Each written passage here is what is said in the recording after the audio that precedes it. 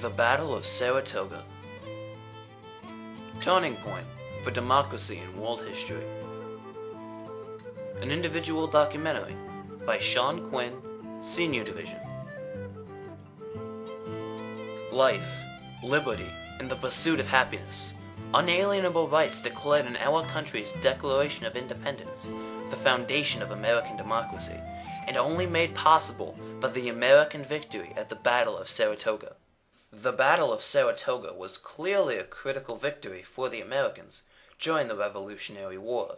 Although it was not the conclusion of the war, it was its turning point. But it was more than that.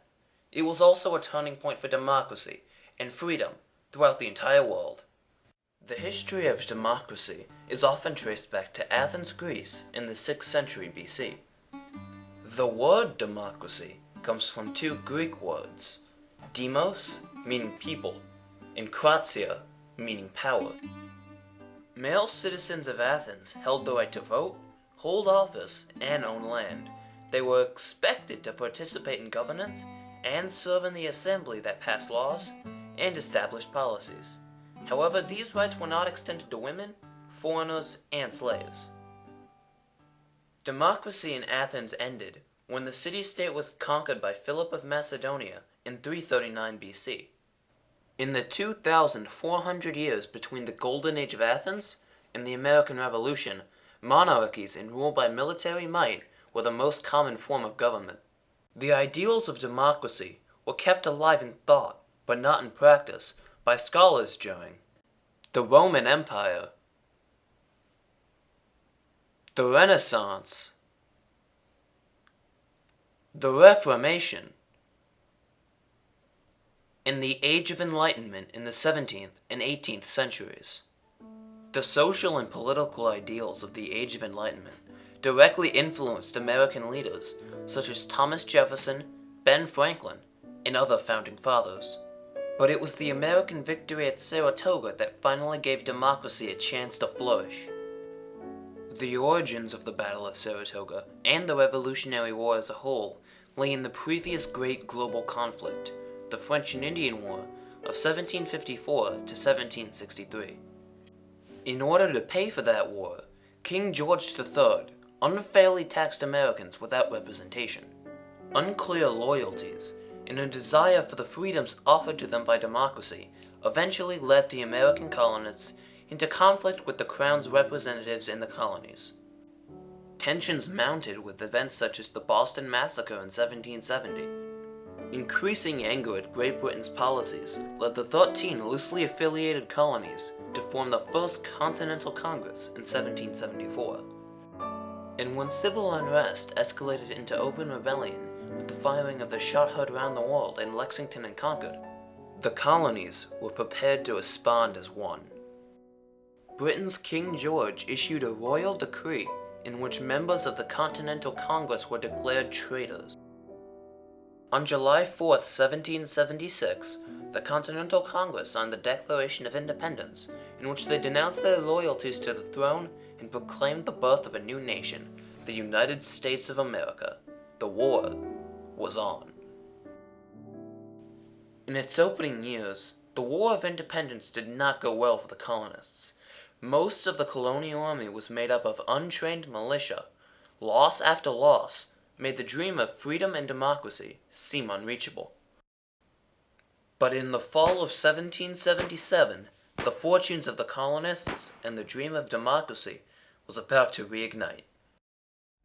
A plan to demolish the American dream once and for all was devised by British General John Burgoyne. He would lead his army south from Canada, while Sir William Howe would march his forces north and join the two armies in Albany, New York, thereby cutting the colonies in half and delivering what he believed would be the death blow to the Revolution.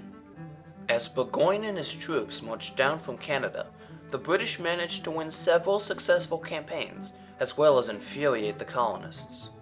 But Howe, the senior commander in the American colonies, opted to divert his forces and attack the rebel capital of Philadelphia, a fateful decision that would change the course of the war and give democracy its best chance to flourish in more than 2,000 years. By the time Burgoyne reached Saratoga, His supply line was thin, and without Howe's support, the Americans successfully rallied sufficient forces to stop his advance. On the American side, General Horatio Gates had arrived to take command of the American forces. The Battle of Saratoga was really two battles. On September 19th, the two forces met at Freeman's Farm, south of Saratoga. Although the British were left as masters of the field, they sustained heavy casualties. On October 7th, the armies crashed together again, this time on Bemis Heights, and Burgoyne's army was broken. 10 days later, on October 17th, General Burgoyne surrendered to General Gates, and 86% of Burgoyne's command was captured. Benjamin Franklin had been in Paris for a year, trying to get the French to openly support the Americans' fight for independence, without much success. However, when news of the American victory at Saratoga and the capture of General Burgoyne's army made it to France, Franklin was able to form the Franco-American alliance. And delegates from King Louis XVI of France and representatives from the Continental Congress signed the Treaty of Alliance, recognizing the 13 American colonies as an independent nation. 4 days later, England declared war on France, and the American Revolution became part of a larger global conflict. The support of the French threatened British holdings all across the world and distracted them from the war in America. The influx of French money, officers, soldiers, and weapons turned the tide of the American Revolution, and the war came to a close in 1781 with the surrender of Lord Charles Cornwallis to George Washington at the Battle of Yorktown, and with the ratification of the Treaty of Paris in 1783. For the next 6 years, representatives from the 13 states worked to ratify the Constitution we know today. 2 years later, in 1791, the new Congress, in order to prevent misconstruction or abuse of its power, approved the Bill of Rights, thereby guaranteeing American citizens the rights to free speech, to worship as they wished, and to have a free press, among other freedoms. People around the world, especially the poor and working class, saw the civil and political rights enjoyed by the new Americans as a result of their victorious revolution. And the dominoes began to fall. In 1789, the French overthrew King Louis XVI and ratified the Declaration of Rights of Man and the Citizen, which was directly inspired by the United States Constitution and Bill of Rights. Democratic revolution in France, in turn, sparked democratic revolts all across Europe throughout the late 18th and early 19th century, and culminated with the European revolutions of 1848 that began to inexorably, if haltingly, move European nations towards democracy. Unlike for the United States, democracy in Europe was a slow and gradual affair, and took many decades to fully emerge country by country. Between the First and Second World Wars, for example, democratic principles took root in Germany, only to be relinquished to the rise of the Third Reich and Adolf Hitler.